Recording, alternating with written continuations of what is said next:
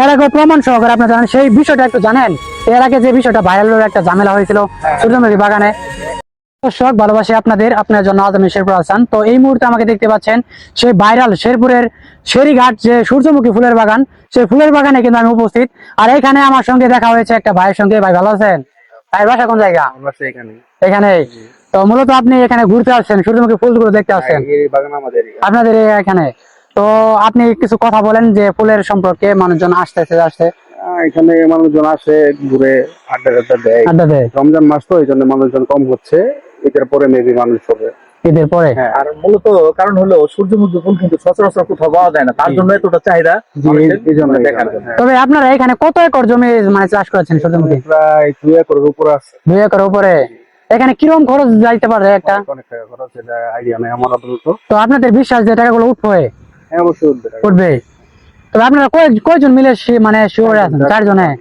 আমার কাকা আছে আর অন্যান্য 3 জন আছে। তবে নকলাই যে একটা সূর্যমুখী বাগান ছিল, সেই সূর্যমুখী বাগান নাকি ঘূর্ণিঝড়ে নিস্তেজ হয়ে গেছে, এই ঘটনা সত্যি?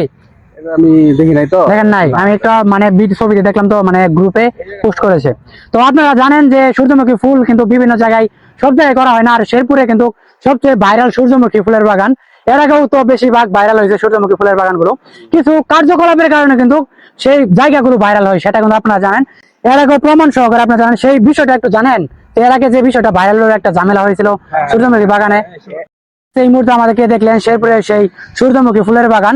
সেই বাগান সম্পর্কে একটু ভিডিও আপনারা তুলে ধরলাম। তো যারা আমাদের প্রতিনিয়ত ভিডিও দেখেন, ভাইয়ের সঙ্গে সাক্ষাৎকার নিলাম, ভাই কথা বললেন। আর এটার লোকেশন হচ্ছে শেরপুরের যে কান্দাশিরি এলাকা। আর সেই সঙ্গে আপনারা জানেন যে শেরি ব্রিজের অপোজিটেই কিন্তু। আর লোকেশন দেখবেন ভিডিওতে আপনারা দেখতে পাচ্ছেন, পরিচিত সবারই হবে, তারা শেরপুরে আসেন। আর শেরপুর থেকে সূর্যমুখী ফুলের বাগানের সম্পর্কে তুলে ধরলাম।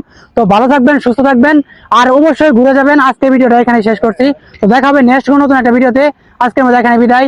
আল্লাহ হাফেজ।